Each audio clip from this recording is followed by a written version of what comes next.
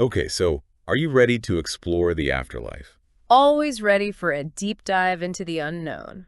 Well, today we are taking a deep dive into E.J. Gould's Bardo Stations, which is kind of like a training manual for the afterlife. More like a travel guide to the most surreal destinations you'll ever encounter. Right. And the thing is, Gould actually created a VR experience to go along with the book. 20 years ago. Exactly. That shows you how much he wanted to make this whole afterlife journey feel real. It's like he wanted to give people a taste of what might await them. I have to say, reading it was like falling into a dream, or maybe a nightmare. It definitely pushes the boundaries of our imagination. It's not your typical heaven and hell scenario. No pearly gates or fire and brimstone? Not exactly. More like a labyrinth of bizarre and thought-provoking stations. Over 130 of them, actually. Okay, 130 stations. We're going to need a map for this journey. Luckily, Gold provides one. It's a map of Bardo Town, the central hub of this afterlife landscape. Bardo Town? Sounds kind of charming, actually. Don't let the name fool you. It's not exactly a quaint little village. And the map, well, it's completely non-linear, Non-linear meaning. meaning there's no set path.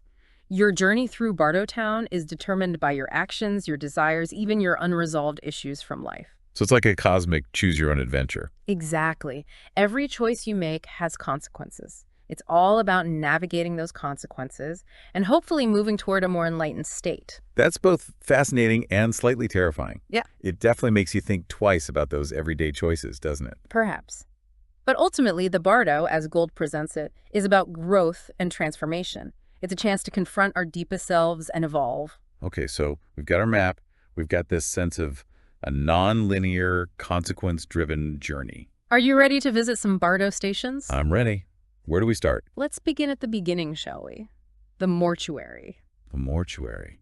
Sounds cheerful. It's not exactly a party, but it's a fitting starting point. It's all about that initial transition from life to death. I'm guessing it's not subtle. Not at all. Gold doesn't shy away from the visceral reality of death. You literally wake up on a cold, concrete slab. Yikes. Talk about a rude awakening. Then what? Then you have to make your way upward, through the casket, through the traditional mortuary setting. It's all very disorienting, very deliberate. It sounds like he's really trying to capture that sense of being thrust into the unknown. Exactly. And it's not just the setting. There are all these symbolic details scattered throughout the mortuary. Stained glass dragons, flower arrangements, even a copy of the American Book of the Dead lying around. Oh yeah, I remember that. It's like Gold is giving us clues or hints right from the start. Perhaps. Or maybe he's just messing with us. It's the Bardo, after all. And I thought dealing with the grief of death was tough. Having to consult with a dead relative just to find the exit.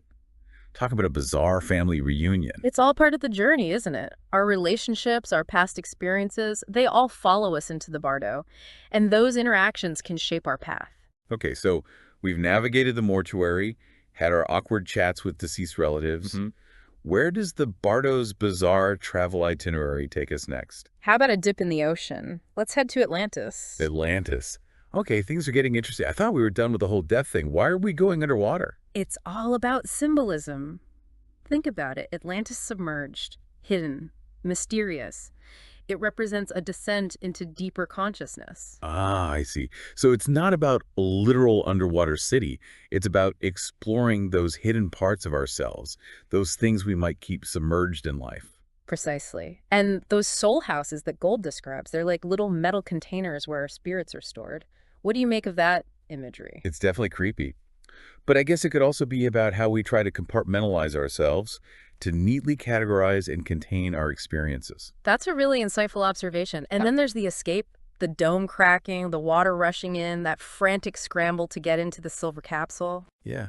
It's like our carefully constructed world is falling apart, and we're desperately trying to cling to some sense of control. It definitely raises the question of what happens when those carefully constructed walls come crumbling down. Makes you wonder what we're really clinging to, doesn't it? Okay, so we've faced death, plunged into our subconscious in Atlantis. Now are you ready for some fun? Fun. In the Bardo. Okay, I'm intrigued. Where are we headed? Let's take a trip to the carnival. The carnival. Okay, that sounds more like it. Roller coasters, cotton candy, clowns. Ah, but remember where we are. This is the Bardo. Nothing is quite as it seems. Right, of course. Yeah. But what's the catch with the carnival? Are the clowns secretly demons? Is the cotton candy made of souls? The Shraps are more subtle than that. Gold describes the carnival as a celebration of the flesh, a place where we indulge our most basic desires. So instead of enjoying the cotton candy, we should be watching out for the hidden traps. Perhaps. The carnival could be a warning about getting caught up in fleeting pleasures, those distractions that keep us from moving forward on our spiritual journey. You know, I never thought about a carnival like that before. Makes you wonder what other seemingly innocent things are secretly Bardo traps. That's the power of the Bardo, isn't it? It takes familiar concepts and twists them, forcing us to re-examine everything. Okay, so we've faced our mortality, explored our subconscious, and navigated the temptations of the carnival. Are you ready for something a little darker? Hit me with it. I can handle it. Let's venture into the asylum. The asylum. Okay, now we're talking. This is definitely more my speed. But why an asylum? It gets to the heart of a question that often gets overlooked when we talk about the afterlife. What happens to all our psychological baggage? Yeah, all those unresolved issues, those anxieties and fears. Do we just leave them behind at the pearly gates? Or do they follow us? Gold seems to be suggesting that they follow us. The asylum, with its barred windows, constant surveillance, those strange and unusual disorderlies, it's all about confronting our inner demons. It's like our own personal hell realm, but tailored to our specific neuroses. Exactly. And it's not just about facing our own demons. There are encounters with all sorts of figures from history and psychology, Freud, Hitler.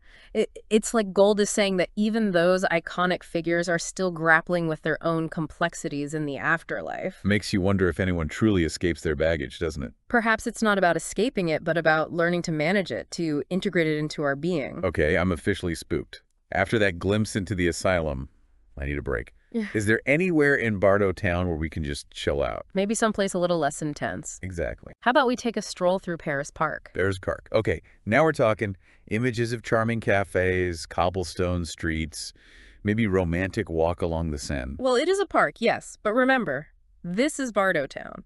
Right. Always a twist. So what's the deal with Paris Park? Are the croissants poisoned? Do the pigeons peck out your eyes? Nothing quite so dramatic, but it does exist against the backdrop of a post-nuclear world.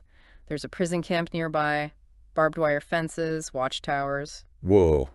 Okay, that's a little jarring. So we've got this peaceful park setting, but with this undercurrent of Tension between freedom and confinement. Exactly. It's like even in this seemingly idyllic setting, there's a reminder that we're not truly free. And maybe that's the point. Maybe true peace isn't about finding an idyllic escape, but about finding peace within ourselves, regardless of the external circumstances. Okay, that's deep. But I'm starting to get the hang of this Bardo thinking. Ready for the next station. What awaits us now? Let's see if you can resist the allure of the country club. A country club. Okay, sign me up. I'm picturing golf courses, swimming pools, maybe a fancy cocktail or two. But you're forgetting one crucial detail. This is the Bardo. Right. There's always a catch. Yeah. So what's the catch with the country club? Are the golf balls filled with spiders? Do the cocktails make you relive your worst memories? The traps are more about sequence and choice. You might think you're free to indulge, but every decision has consequences. You might order a drink, but the bartender might serve you something you weren't expecting. You might try to leave, but find yourself right back at the starting point. So it's like a cosmic game of chess. Exactly. The country club is about recognizing patterns, understanding that even seemingly simple choices can have far-reaching consequences. Okay, I'm starting to see a theme here. A lot of these Bardo stations seem to be about testing us, pushing us to make the right choices, to break free from limiting patterns. That's a very astute observation, and it speaks to the core concept of karma and reincarnation. Our actions have consequences, not just in this life, but in the lives that might follow. Wow, the country club just got a whole lot deeper. Indeed. But let's shift gears for a moment. How about we explore a station that's less about action and more about contemplation? Okay, I'm down for a change of pace. Where are we headed? Let's journey to Space 01.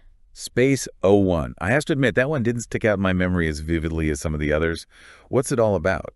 It's the most minimalist station in the entire book. It's all about vastness, silence, and dot waiting. Ah, yes. Now I remember. It's about how time and space work differently in the Bardo.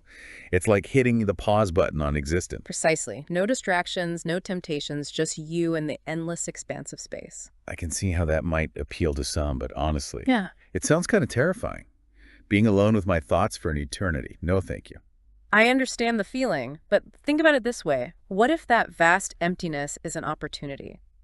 a chance to confront your fears, to process your experiences without the usual distractions. Okay, maybe there's something to that. It's like a forced meditation retreat with a side of existential dread. Perhaps. But perhaps it's also a chance to connect with a deeper sense of peace, a sense of belonging to something much greater than ourselves. Okay, trying to keep an open mind here. So we've experienced the silence of Space 01. Where to next? Back to the hustle and bustle. Let's embrace the chaos, shall we? Our next stop, Blood Alley. Blood Alley. Okay, that name does not sound peaceful. I'm suddenly missing the quiet contemplation of space. It's quite a contrast, isn't it? Imagine a river of blood, screams echoing through the air, a bustling market where you can find, well, anything. A market in Blood Alley. What are they selling? Souvenir skulls. Bottled screams. Think black market meets the afterlife. There are bargains to be had, deals to be made, but at a price. This is starting to feel like a fever dream. I'm not sure I'm following the symbolism here. Blood Alley, I think, represents the rawest energy of the Bardo. It's a place where our deepest desires and darkest impulses come to the surface.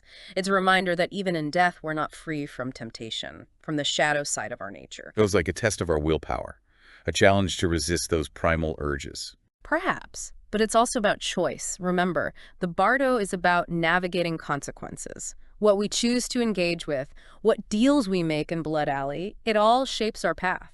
This is definitely one of those proceed with caution Bardo Stations.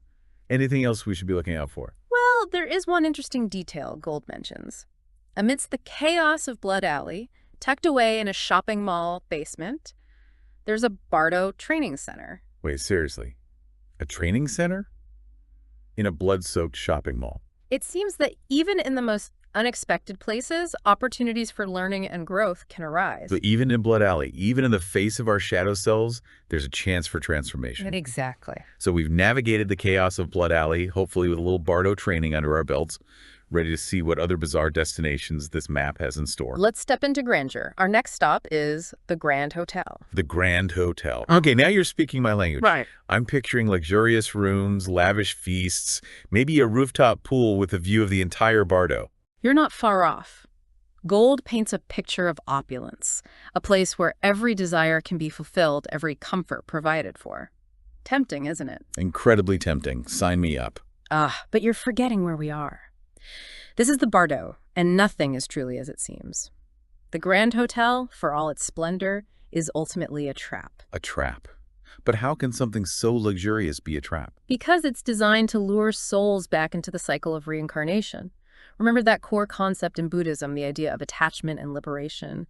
The Grand Hotel is all about attachment to pleasure, to comfort, to the material world. So it's like a gilded cage. We might think we're free to indulge, but ultimately we're just delaying our progress. Precisely. The Grand Hotel is a powerful warning about the seductive nature of desire.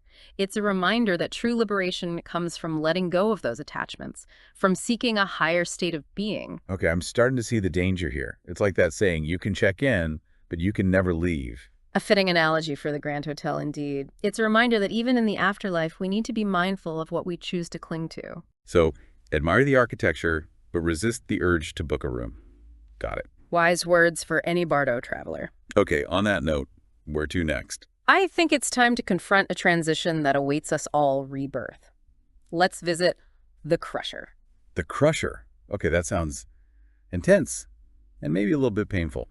What exactly are we getting ourselves into? Imagine the sensation of being squeezed, compressed, forced through a narrow passage. It's not a gentle process. I'm getting claustrophobic just thinking about it. What's the symbolism here? The Crusher represents that forceful, undeniable propulsion back into physical existence. No matter how we might resist, we are ultimately reborn, thrust back into the cycle of life and death. So it's like being squeezed through the cosmic birth canal. That's one way to put it. It's a reminder that the Bardo is not a final destination. It's a transition. And that transition, it can be messy, uncomfortable, even a little bit traumatic. Wow, okay. A lot to process. It makes you wonder if there's any escaping this cycle, or are we just destined to be crushed and reborn over and over again? That's a question that has been pondered by philosophers and spiritual seekers for centuries. But for now, I think we've had a good taste of what Bardo Town has to offer. There are many more stations to explore, each with its own unique lessons and challenges. My head is spinning. Morgues, underwater cities, carnivals, asylums. We've only just scratched the surface. I think I need a moment to digest all this before we continue. As do I. We'll pick up our exploration of Bardo Town next time with some more fascinating stations and insights from the book. Okay, phew. I think I've recovered from that whole Crusher experience. My soul feels a little less compressed. It's definitely a station that stays with you, but that's the thing about the Bardo, isn't it? It keeps pushing us to confront those uncomfortable truths about existence. So true. Okay, now that I'm feeling a little less existentially crushed, where to next? Hopefully someplace with a bit less, crushing. Well, let's see if you find this next station a bit more Aromatic. aromatic. Okay, I'm intrigued. What are we talking about here? A Bardo aromatherapy spa, a field of cosmic flowers. Let's just say this station appeals to the sense of smell. We're headed to the Wharf Town. The wharf town. Okay, I can kind of picture it. Rickety buildings over the water, maybe a salty sea breeze, like a Bardo version of Venice. You've got the waterfront imagery right. Canals, rickety buildings, that salty scent of the sea. But this is Bardo town, right? So there's got to be a twist. Of course. And in this case, the twist is, well, let's just say you need to trust your gut in the Wharf Town. Trust my gut. What do you mean? Are we talking about, like, food poisoning? Or is there something more sinister lurking in those canals? It's more about intuition. You might find yourself needing help, asking for directions, but those you encounter, well, their motives might not be so clear. Ah, so it's like a shadowy labyrinth with hidden dangers. Definitely not a place to trust your GPS. Okay, so trust my gut. Got it. But how exactly do you sharpen your intuition in the Bardo? Is there like a Bardo Intuition Training Center tucked away somewhere? That's the thing. The Wharf Town itself is the training ground. It's all about paying attention to those subtle cues, those gut feelings that might guide you toward safety, or at least toward the next Bardo station. I like that. The Bardo is a cosmic training ground for the soul. Okay, so we've navigated the shadowy canals of the Wharf Town, hopefully, without losing our way. Where to next? How about we step into a station that's a bit more structured? Structured. Okay, lay it on me. What kind of structure are we talking about here? Yeah. A Bardo pyramid, a cosmic cathedral. Let's just say it's a familiar concept, but with a Bardo twist. We're headed to the department store. The department store. Okay, now that's something I can get behind. 6 floors of shopping bliss, endless possibilities. What kind of department store are we talking about here? Bardo's version of Bloomingdale's. Well, it does have departments, but think less about designer labels and more about those deeper desires that drive consumerism. Oh, I see. So it's not about the stuff itself, but about the wanting. Exactly. It's about that endless search for fulfillment, that belief that happiness lies in acquiring more things. You might wander through departments, drawn to something, but what that something is, it remains elusive. It's like that feeling of never being satisfied, of always wanting more. I know that feeling all too well. Exactly. The department store is a reminder that true fulfillment can't be found in material possessions. It's a lesson that many of us struggle with in life, and it seems the Bardo offers us another chance to confront that attachment. Okay, after that shopping spree, I think I need a break from all this stuff. Is there anywhere in Bardo Town where we can just reconnect with nature, breathe some fresh air? Excellent suggestion. Let's journey to the woodland. The woodland. Okay, I'm picturing lush forests, hiking trails, maybe a babbling brook or two. Sounds like the perfect place for a Bardo nature retreat. Is it all zen and peaceful there? You've got the scenery right, forests, waterfalls, all the tranquility you could ask for. But remember, the Bardo always has a way of adding a twist. Of course. So what's the twist with the woodland? Are the trees made of books? Do the birds sing opera? The trees and animals seem normal enough, but here's the catch. You're completely alone. No fellow hikers, no park rangers, no one to share the experience with. Wait, what? So it's like solitary confinement in a beautiful forest? That doesn't sound very relaxing. The woodland, despite its beauty, is a place of isolation. It highlights the importance of connection. You might be surrounded by natural wonders, but without someone to share them with, the experience feels incomplete. Wow, okay, that's actually kind of profound. It's like even paradise can feel empty without connection. Exactly. The woodland reminds us that our relationships, our bonds with others, those are essential even in the afterlife. Okay, I'm feeling a little less lonely now that we're out of the woodland. Where to next on our Bardo adventure? Let's step into a station that's a bit more, how should I put it, industrially inclined. Industrially inclined. Okay, now I'm really curious. Are we talking about a Bardo factory? A cosmic power plant? Think more along the lines of a mill. A mill? Interesting. I'm picturing a rustic, old-fashioned mill, maybe by a babbling brook, water wheel turning. The scent of sawdust in the air. You got the rustic imagery, right? Water wheel, wooden beams, that sense of history etched into the very structure. But there's also a sense of decay, of abandonment. Ah, right. I keep forgetting this is the Bardo. Nothing stays pristine forever, I guess. So what happened to the Xena mill? Did it fall victim to a Bardo flood? Was there a ghostly mill worker strike? Gould doesn't go into the specifics, but he does mention a rather unsettling detail. Cannibals, ghouls, and zombies. Yikes. Okay, maybe we should skip the guided tour of the Xena mill. I'm suddenly not feeling so adventurous. Perhaps a change of scenery is in order. How about a beach getaway? A beach? Now you're talking. I could definitely use some sunshine and sand right about now. Where are we headed? The Bardo, Bahamas. Cosmic Cancun. Not quite that tropical, but it does have a certain charm. Let's take a detour to Cardiff by the Sea. Cardiff by the Sea.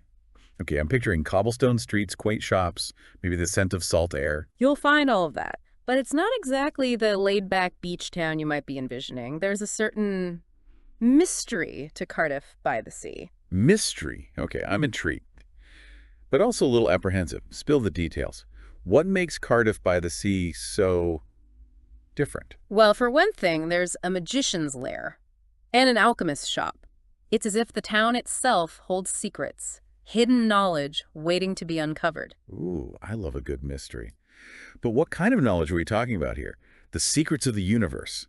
The recipe for eternal life. That's part of the mystery. Gould doesn't give us all the answers. He just hints at the possibility of transformation, of tapping into something beyond our ordinary understanding. Okay, sounds like I need to pack my detective hat for this trip. Any tips on how to uncover those secrets? A map to the hidden treasure. A password to the secret society. Gould does mention something about children with altered eyes. They might be the key to unlocking the town's secrets. Okay, now that's just creepy. Suddenly I'm a lot less enthusiastic about visiting Cardiff by the Sea. It's a reminder that even in the most beautiful of places, there might be unsettling elements. The Bardo, like life, is full of contrasts. True that. Okay, let's move on. Where to next on our Bardo town tour? Maybe someplace a little less cryptic. How about we immerse ourselves in culture? Ooh, culture. I like the sound of that. Are we talking about a Bardo opera house? A cosmic art gallery? Let's just say it's a place where art and history collide. We're headed to the Museum of Natural History. The Museum of Natural History. Cool. I love natural history museums. Dinosaurs, dioramas, those giant whale skeletons. You'll find all of that, yes. But remember, this is the Bardo's version. So instead of focusing on the living, we're surrounded by the preserved. The preserved. What do you mean? Taxidermy. Endless halls of it. Birds, mammals, insects, all those creatures frozen in time, staring at you with their glassy eyes. Whoa, that's a lot of taxidermy. And a little creepy, to be honest. What's the deeper meaning behind all those stuffed creatures? Is Gould making a statement about our relationship with the natural world? I think so. The Museum of Natural History represents our fascination with life, but also our attempts to control it, to categorize it, to possess it. It's like we're trying to conquer death, even in the afterlife. It's a little ironic, isn't it? We're surrounded by all these preserved creatures, but we ourselves are, well, not exactly alive. Exactly. It's a reminder that even as we try to hold on to things, everything ultimately decays, transforms, moves on. It's a lot to ponder while staring at a glass-eyed moose. Okay, I think I've had enough taxidermy for one day. Let's move on to something a little less static. How about a dose of high culture? High culture. I like the sound of that. Are we talking about a Bardo symphony? A cosmic ballet? Let's just say it's a place where art reigns supreme. We're headed to the Louvre. The Louvre. Now you're talking masterpieces of art, stunning architecture. I'm ready for some Bardo beauty. It is the Louvre, yes. But keep in mind, this is the Bardo Louvre. Right, right. Always a twist. So what's the Bardo twist on the Louvre? Do the paintings come to life? Do the sculptures whisper secrets? It's not about the art itself changing, but about how we experience it. In the Bardo Louvre, you're not just admiring masterpieces, you're confronting the vastness of human creativity, the weight of history. It's like those moments when you get so lost in a piece of art that you forget where you are. You lose all track of time. Exactly. But in the Bardo Louvre, that feeling is magnified. It's a reminder to be present, to engage with art on a deeper level, to appreciate the beauty that surrounds us. Okay, I'm feeling a little more cultured already. What's next on our Bardo art crawl? Let's shift gears a bit. How about something a little more urban? Urban. Okay, I'm down for a change of pace. Yeah. What kind of urban scene are we talking about here? Yeah. A Bardo metropolis. A cosmic Times Square. Think more along the lines of a neighborhood, Hmm? A place with parks and bike paths, but also garages, warehouses, even a White Castle. A White Castle. What? In the Bardo. Okay, things are getting weirder by the minute. So is this a place where we can, like, grab a Bardo slider while contemplating the meaning of existence? Perhaps. But remember, this neighborhood bike, as it's called, it's not all burgers and bike rides. There are slums, warehouses, those grittier aspects of city life. Right, the Bardo always has a way of bringing in those shadows, those reminders of the challenges we face. Exactly. But even in the slums, there's beauty to be found. Gold mentions a tiny carousel spinning amidst the grime, a fleeting moment of joy. I love that detail. It's like the reminder that even in the darkest of places, there's still a chance for joy, a glimmer of hope. Exactly. The Bardo is full of contrasts, and bike embodies that perfectly. Ready for the next stop on our tour? Lead the way. I'm ready for whatever Bardo town throws at us next. Let's journey to a place steeped in history and mystery, Stonehenge. Stonehenge. Wait, like the actual Stonehenge. Those iconic standing stones, that ancient energy. Well, not exactly. It's the Bardo's interpretation of Stonehenge. Familiar, yet different. Different how? Are the stones made of cheese? Do they whisper prophecies in ancient languages? The stones are still stones, but the setting. That's where things get interesting. This Bardo Stonehenge is on a planet with a 4-hour day. Whoa. Okay, that's a twist I wasn't expecting. So it's Stonehenge, but with a cosmic twist. I'm starting to see a pattern here. The Bardo Stonehenge represents our fascination with ancient mysteries, our desire to understand our place in the cosmos, but it also suggests that even those things we think we know, those historical landmarks, those ancient wonders, they might be different than we imagine, especially in the afterlife. Makes you wonder what other historical sites get a Bardo makeover. Okay, I'm feeling a little more cosmically aware. Where to next? How about a station that's a bit more fantastical? Fantastical. Ooh, I love a good fantasy adventure. What are we talking about here? A Bardo fairy tale. A dragon-filled dungeon. Let's just say it's inspired by a world that many of us know and love. We're headed to Zeldar. Zeldar. Wait, as in The Legend of Zelda. Are we going to be battling monsters and collecting rupees in the afterlife? Maybe not literally, but Zeldar represents something deeper. Our capacity for imagination, our desire for adventure. Ah, so it's not about the actual game, but about the feeling it evokes. That sense of wonder, that excitement of exploring a new world. Exactly. Zelda reminds us to never lose that sense of playfulness, even in the face of death. I like that. Okay, after that dose of Bardo fantasy, I'm ready for... Well, I'm not sure what I'm ready for. What's next? Let's descend into the depths of Castle Drake. Hell's Drake. Okay, now we're talking. Dungeons, dragons, maybe a moat filled with... Oh, we won't go there. Is this Bardo's version of medieval times? You could say that. Castle Drake is a classic medieval castle, but with a Bardo twist, of course. By now, I'm expecting the Bardo twist. So what's different about Castle Drake? Are the knights ghosts? Is the moat filled with blood? It's not about the castle itself, but about durality. There are pleasant areas, a well-stocked dungeon, even where you can find comfort, indulge in those earthly pleasures. But also those darker aspects lurking beneath the surface. Like maybe those dragon rumors are true after all. Precisely. It's a reminder that life and the afterlife are full of contrasts. There will be times of ease and times of challenge. It's about learning to navigate both, to find balance. Sounds like we need to be prepared for anything when exploring Castle Drake. Maybe pack a flashlight and a good suit of armor. Perhaps. But let's move on to a station that's a bit more philosophical. Philosophical. Okay, my brain is ready for a workout. Where are we going? A Bardo think tank.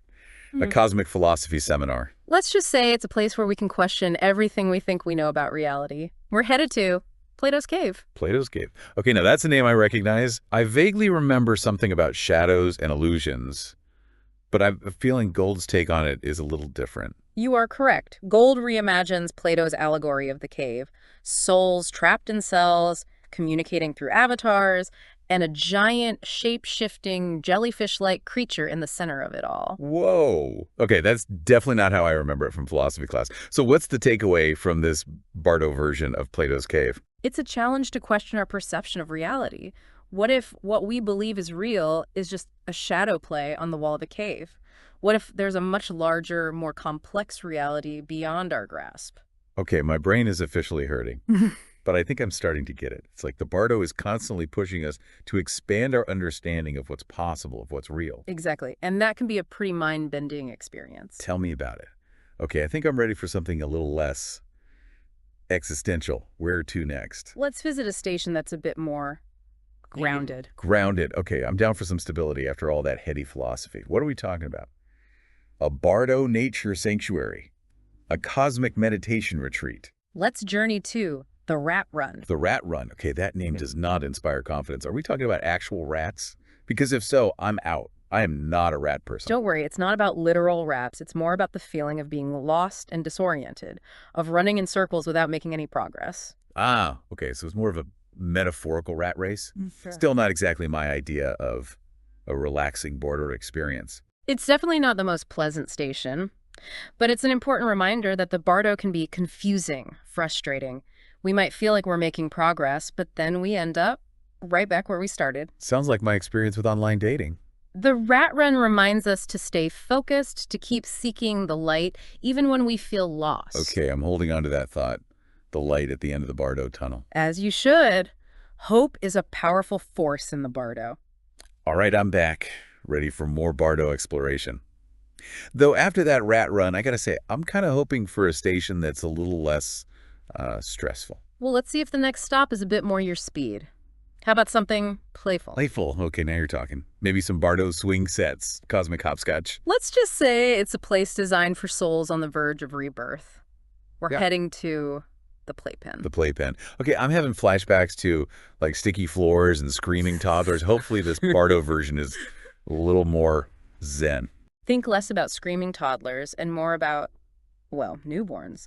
The playpen highlights that sense of vulnerability, that dependence we experience when we enter a new existence. So it's about that feeling of starting over, of being completely reliant on others. Yeah. Kind of like, well, like being born again, I guess. Exactly. The playpen is about surrendering to that state of dependence, letting go of control, embracing the unknown. So it's not about slides and jungle gyms, but about, well, what? Giant Bardo baby bottles. Cosmic diapers. More about the feeling of being small, helpless, but also full of potential. It's about recognizing that even after death, we might find ourselves starting anew, in a sense. Okay, I'm kind of getting it. Though I have to admit, that whole rebirth thing still freaks me out a little. It's a big concept to wrap your head around, but the playpen reminds us that beginnings and endings are always intertwined, that the cycle continues, even in the Bardo. Deep stuff. Okay, after that glimpse into the playpen, I'm feeling, I don't know, curious, I guess, and maybe a little apprehensive. What other Bardo experiences await? Let's shift gears a bit. How about we visit a station that evokes a sense of grandeur and maybe a little bit of chaos? Grandeur, A-N-D, chaos. Okay, lay it on me. What are we talking about here? A Bardo palace, a cosmic volcano. Let's just say it's a place where paths converge and diverge. We're going to Grand Central. Grand Central, like the train station in New York City. All those bustling crowds, those trains coming and going. Are we catching a Bardo Express to our next destination? You've got the right image, crowds, movements, a sense of coming and going. But remember, this is the Bardo's version of Grand Central. It operates on a much grander scale. Okay, I'm intrigued and a little worried about missing my train, so no delays or track changes to worry about, I hope. It's not about physical trains and schedules. Think of it as a cosmic crossroads, a place where souls converge, paths diverge. It's all about the unpredictable nature of the afterlife journey. So there's no set itinerary, no guarantee of arriving at our desired destination. Exactly. You might have intentions, plans, but ultimately, the Bardo has its own rhythm, its own flow. It sounds like I need to be flexible. Embrace the detours. No point in rushing for that 8.15 Bardo Express if it never arrives, right? Precisely. Grand Central reminds us that sometimes the journey is just as important as the destination. Okay, starting to feel a little more surrender to the flow of things. Where to next? Let's move from the hustle and bustle of Grand Central to a station that's a bit more refined. How about we visit the Shoji? The Shoji, I have to admit, that one doesn't ring a bell. Fill me in. What kind of Bardo experience awaits? Imagine a serene space, minimalist in design, with the subtle aroma of green tea lingering in the air. Okay, now that sounds like my kind of place. A little Bardo tea ceremony to calm the nerves. I'm in. The shoji, with its emphasis on simplicity and tranquility, represents the importance of mindfulness, even in the afterlife. So it's like a Bardo meditation retreat. A chance to find some peace amidst all the chaos. Exactly. The shoji invites us to pause, to reflect, to center ourselves before moving forward. Sounds like just what the doctor ordered after that whirlwind tour of Bardo Town. Okay, I'm feeling refreshed, centered, ready for whatever comes next. Where to now? Well, let's just say the next station is memorable. Are you feeling brave? Brave? Sure, why not? After facing morgues, carnivals, and blood alleys, I'm pretty sure I can handle anything Bardo Town throws at me. What is it? We're going to the piss pool. The piss pool? Okay, that's definitely a name. What exactly is a piss pool? And why are we going there? Well, the name is pretty descriptive. So it's literally a pool of oh, wow. Okay. Not exactly the spa day I was hoping for. So what's the point of this unique Bardo attraction, some kind of cosmic purification ritual? Not exactly. Think of it as a reminder that even in the afterlife, well, things aren't always pleasant. Sometimes we have to confront the less desirable aspects of existence. Yeah, okay. I'm getting that. Message received. Definitely not swimming in that pool.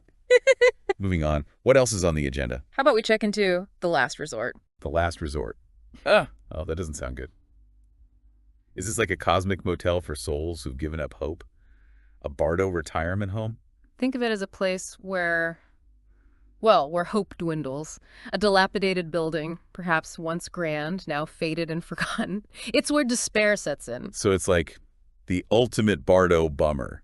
The place where even the most optimistic soul goes to, well, to give up. The last resort represents those moments we all face in the Bardo and in life, really, where things feel hopeless, where we question everything. It's about facing that darkness, that sense of defeat, and finding a way to move forward. Man, this Bardo journey is a real emotional roller coaster. Yeah. Okay, so we face despair at the last resort. Okay. Then what? Do we just dissolve into cosmic dust? Not necessarily. Remember, the Bardo is all about transformation. Even at the last resort, there's a possibility of renewal. Okay, good. I'm all for renewal. Lead the way. What's next? Let's shake things up a bit. How about a trip to the con? The con, as in a convention. Like Comic-Con of the Bardo. Are we going to be surrounded by cosplay ghosts and interdimensional beings? Not exactly. Think more along the lines of a gathering of everyone who ever lived. A giant cosmic reunion. Wait, so I might run into, like, my third grade teacher, my first crush, Genghis Khan. That's both amazing and terrifying. The con represents the interconnectedness of all beings. It's a reminder that even after death, we're still part of a larger whole, a vast web of relationships and experiences. Okay, that's kind of beautiful, though I'm still a little worried about running into my ex. Anyway, what's next? Let's step into a station that's a bit more conceptual. Are you ready for? Fibonacci. Fibonacci. As in, the mathematical sequence. Okay. Now things are getting trippy. How does a place even, be a mathematical sequence? That's the challenge, isn't it? Fibonacci suggests that there are forces at play in the Bardo that we might not fully grasp, laws and patterns beyond our comprehension. So it's like a cosmic geometry lesson, where shapes and numbers hold hidden meanings. Perhaps. Fibonacci invites us to expand our understanding of what's possible, to acknowledge that there might be more to the Bardo and to reality itself than we can currently imagine. Okay, I'm trying to keep an open mind. But after that mind-bending mathematical journey, I think I'm ready for something a little more down to earth. Back to nature, then. Nature sounds good. Something a little less abstract. Then let's visit the farm. The farm. Okay, I can dig it. I'm picturing rolling hills, fields of grain, maybe a friendly Bardo scarecrow. Well, this farm, it's not exactly your typical countryside scene. Think greenish-yellow skies, double suns. Double suns. Man, this Bardo town is full of surprises. Uh, So what's growing on this otherworldly farm? Cosmic corn, interdimensional soybeans. The farm, I think, represents our connection to the earth, to the cycles of life and death. Gold describes crops growing, animals making noises. But there are no people. So it's like a ghost farm. A reminder that nature keeps going even when we're not around to witness it. Exactly. The farm reminds us of the impermanence of all things, the constant cycle of change. It's kind of sad, Yeah. but also kind of beautiful. Life and death, growth and decay, they're all intertwined, even in the Bardo. Wow. Okay, I think my brain is officially full. We've explored so much today: playpens, piss pools, cosmic crossroads, mathematical sequences, ghost farms. It's been quite a journey. Any last stops on our Bardo tour before we head back to reality? Let's end our exploration with a station that's, well, it's perfect for those who love to learn. Yeah. How about we visit the Otis Library? A library. Now, that's my kind of place. I always say you can never have too many books. Even in the afterlife. What kind of library we're talking about here? Is it like the ultimate Bardo bookstore? Infinite shelves of cosmic wisdom. Think less bookstore and more archive. The Otis Library is vast, ancient. It might even contain the Akashic records. Whoa. Wait, the Akashic records, like the records of every soul who's ever lived. That's incredible. So it's like the ultimate Bardo research database. It's a place where knowledge is paramount. But accessing that knowledge? Well, it's not easy. Gold mentions needing a sanity certificate, navigating security gates. Sounds like my experience trying to find a parking spot at the mall. But hey, I'm always up for a challenge, especially if it involves books. The Otis Library reminds us that the pursuit of knowledge is a lifelong journey, perhaps even an after-lifelong journey. So even in the Bardo, there's homework. Well, I guess that's fitting. After all, this whole deep dive has been one giant cosmic lesson. It has been quite a journey, and as we conclude our exploration of E.J. Gould's Bardo Stations, we hope you've been inspired to think about your own afterlife journey, and perhaps to approach this life with a little more curiosity, a little more awareness. I know I have. This deep dive has definitely made me think differently about life, death, and everything in between. And hey, if I ever find myself wandering through Bardo Town, I'll be sure to pack a good book and maybe a map. Wise advice. Yeah. Until next time, keep exploring, keep learning, and keep diving deep.